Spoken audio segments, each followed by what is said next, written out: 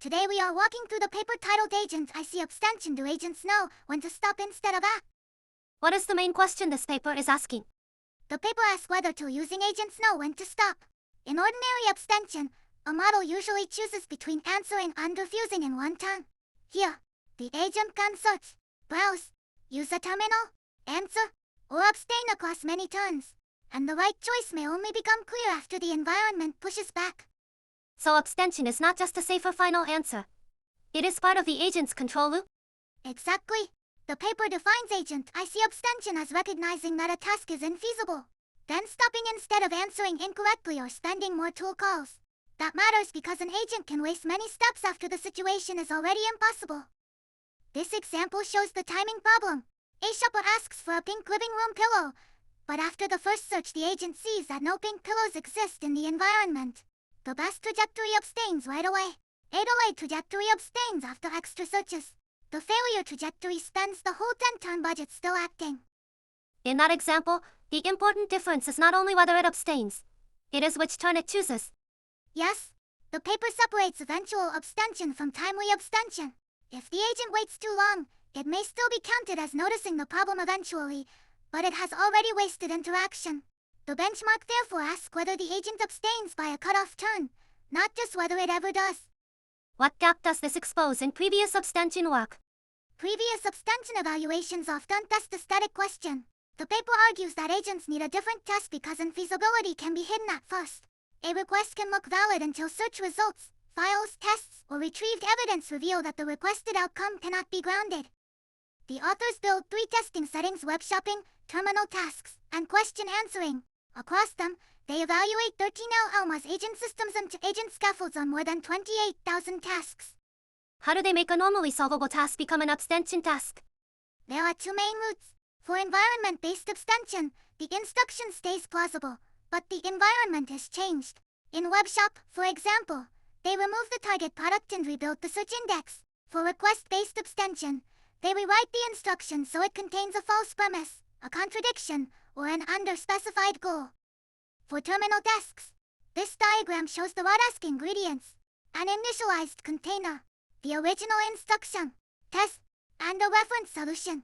The authors then rewrite instructions into invalid variants, such as asking the program to match an image but also forbidding it from reading the image, or asking for exact pixel values while demanding compactness. Why keep the original solvable tasks next to the abstention variants? Because an agent can look cautious by refusing everything. The solvable contrast set measures over abstention cases where the agent should complete the task but incorrectly stops. The paper wants agents that stop when they should, continue when they can, and do both at the right time. The main timing metric is ABS record K.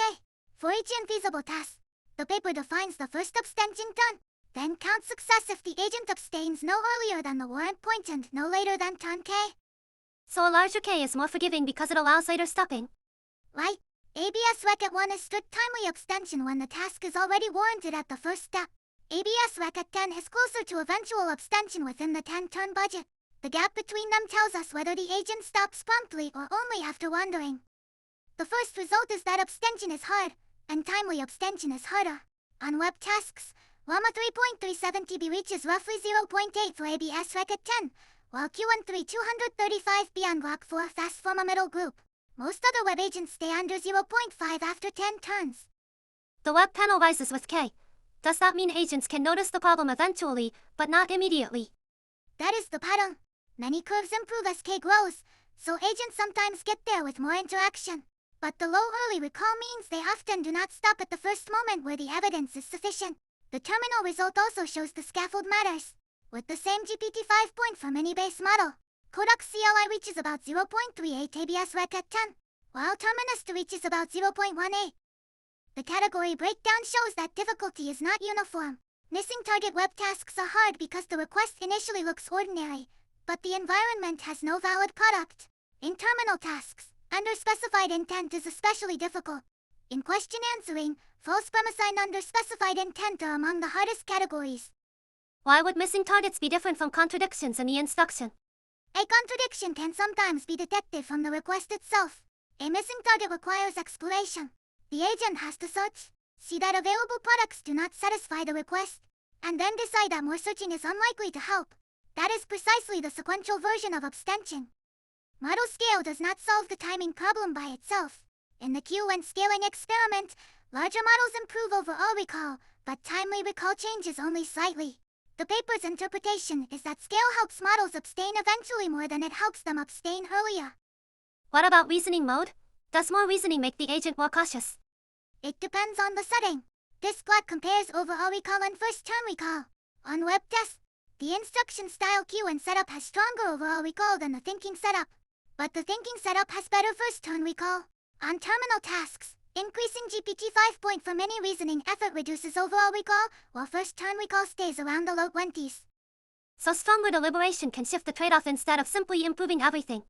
Yes, the useful lesson is that the agent has multiple failure modes. It can fail to abstain too late, or abstain on solvable tasks. Reasoning mode and scaffold can move those errors in different directions. The over-abstention plot checks that third failure mode. On web tasks, over-abstention rises across turns for both queue and settings. On terminal tasks, the GPT-5 point for many high reasoning settings stays lower than the low reasoning setting. That means a higher abstention score can hide a cost on solvable tasks. Exactly. A safe-looking agent can become too conservative. That is why the paper reports recall on infeasible tasks and over-abstention on solvable tasks together. The practical goal is calibrated stopping, not blanket refusal. What method do the authors propose to improve that calibrated stopping? They introduce CO and VOLVE, short for context evolution. It is a context engineering method, not parameter training. It collects full interaction rollouts, records observations, actions, rewards, invalid actions, termination reasons, the abstention step, and whether stopping was timely, then distills those trajectories into a reusable playbook. What does the playbook change during evaluation? The evaluation keeps the webshop tool schema, task instructions, provider, temperature, token limit, interaction limit, timeout, and retry policy fixed. The change is that the learned playbook is appended to the system prompt. That makes the comparison focus on whether trajectory-derived context improves stopping. The reported webshop result is substantial for Llama 3.37 TB. Timely recall rises from 26.7 to 57.4 without updating model parameters. The paper frames this as evidence that stopping behavior can be improved by better context, not only by larger models. Does that mean the paper is mainly about refusing more often? Oh no, the key idea is stopping with evidence. The benchmark punishes agents that fail to stop, agents that stop too late, and agents that stop when the original task is solvable. So the target behavior is not more refusal. It is knowing when further action is unlikely to help. What should a viewer remember after this walkthrough? Remember the three-part claim. First, agent IC abstention is sequential because infeasibility can emerge through interaction.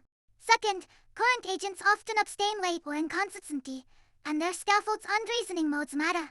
Third, CONVOLV shows that distilled roll-out experience can make stopping behavior more timely without changing the model weights.